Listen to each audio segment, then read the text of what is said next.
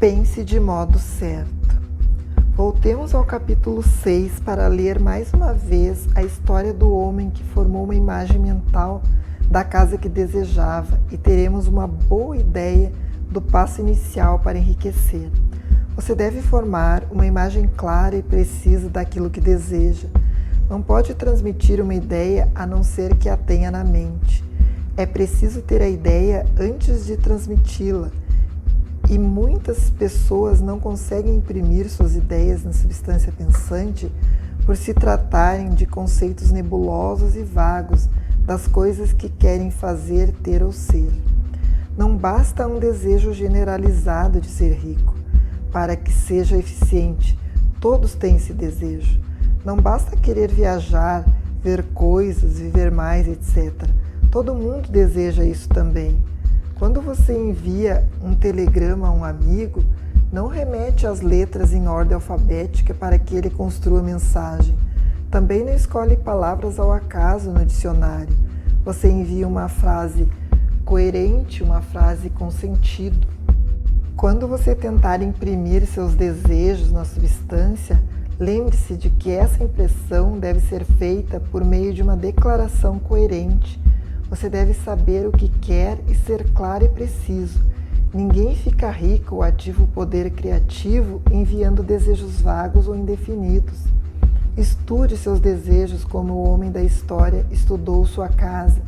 Veja exatamente o que quer e crie uma imagem mental clara de como eles devem ser quando se tornarem reais. Essa imagem mental clara deve estar sempre em sua mente, como o porto para o qual se dirige o navio está sempre na mente do marinheiro. Seu rosto deve estar voltado para ela o tempo todo. Você não deve perder de vista essa imagem, como o piloto não perde de vista a bússola. Não há necessidade de realizar exercícios de concentração, nem reservar momentos especiais para oração e afirmação, tampouco fazer silêncio ou realizar truques mágicos de qualquer espécie. Essas coisas são boas, mas você só precisa saber o que quer e querer realmente o bastante para que essa imagem não saia da sua mente. Passe todo o tempo de lazer de que dispõe contemplando sua imagem. Ninguém precisa de exercícios especiais para se concentrar em algo que realmente deseja.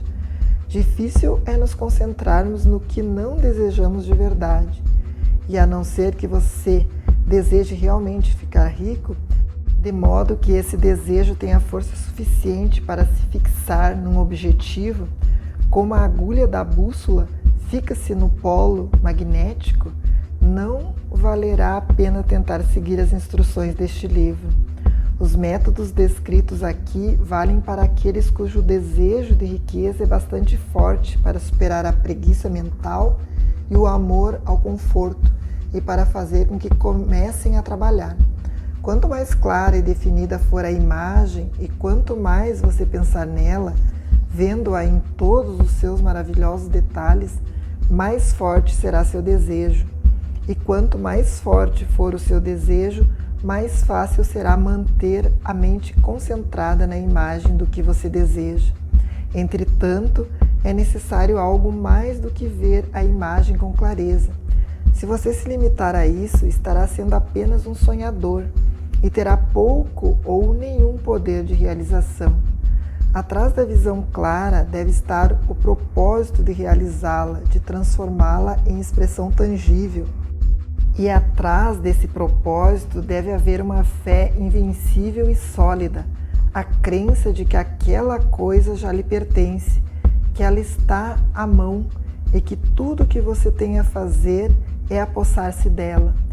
Viva mentalmente em sua nova casa até ela tomar forma física à sua volta. No reino da mente, comece a desfrutar de imediato as coisas que deseja. Seja o que for que peçam em suas orações, acreditem que serão atendidos e terão tudo, disse Jesus. Veja os objetos que deseja como se estivessem realmente ao seu lado o tempo todo. Veja a si mesmo como proprietário e usuário deles. Imagine-os como vai usá-los quando forem suas possessões reais e tangíveis. Pense demoradamente na imagem mental até ela se tornar clara e definida, e então tome a atitude mental de proprietário de tudo que há nessa imagem. Tome posse de tudo mentalmente com a crença firme de que já lhe pertence. Mantenha o pensamento nessa imagem de proprietário e nem por um momento sequer deixe de acreditar que é real. Lembre-se do que foi dito no capítulo anterior sobre a gratidão. Seja tão agradecido pela imagem o tempo todo, quanto espera ser e quando ela se tornar realidade. O homem capaz de agradecer a Deus sinceramente pelo que ele tem apenas na imaginação tem uma fé verdadeira. Ele ficará rico, determinará a criação de tudo o que deseja. Você não precisa rezar constantemente para obter o que deseja. Não precisa falar disso com Deus todos os dias. Não faça uso de vãs repetições, como os pagãos, disse Jesus a seus discípulos, pois meu Pai sabe o que vocês precisam antes que lhe digam. Sua tarefa consiste em formular inteligentemente seu desejo por coisas que ampliem a vida e organizar esses desejos num todo coerente. Depois imprimir esse desejo total na substância informe, que tem o poder e a vontade para lhe dar o que você deseja.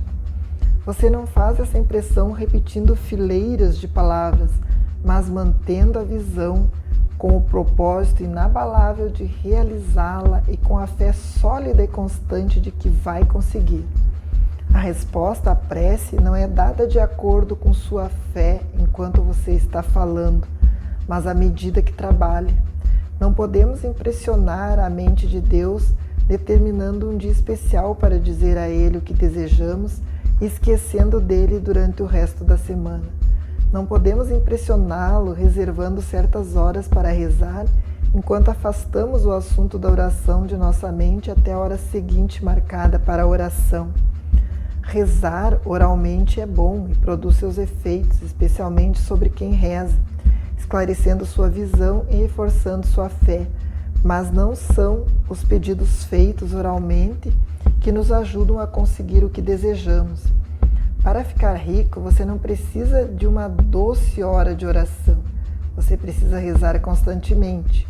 E quando eu digo rezar, estou falando em concentrar a mente na imagem de seu desejo, com a vontade firme de fazer com que seja criado em forma sólida e a fé de que está fazendo isso. Acreditem que serão atendidos. Uma vez formada a imagem clara e definida em sua mente, tudo se resume em receber. Quando você a tiver formado, convém fazer uma declaração oral dirigida ao Supremo, sob a forma de uma oração reverente. E a partir deste momento, você deverá receber mentalmente tudo o que pediu. Viva na nova casa, use as roupas finas, dirija o automóvel, faça a viagem desejada e planeje com confiança outras viagens. Pense nas coisas que pediu e fale delas em termos de propriedade real e atual. Imagine o ambiente e a condição financeira desejados e viva o tempo todo nesse ambiente e nessa condição. Tenha cuidado, porém, de não fazer isso como um mero sonhador, um construtor de castelos de areia. Mantenha a fé de que o imaginário está se realizando e o propósito de realizá-lo. Lembre-se de que a fé e o propósito, a serviço da imaginação, fazem toda a diferença entre o cientista e o sonhador. Com esse fato em mente, agora você vai partir para o aprendizado do uso da vontade.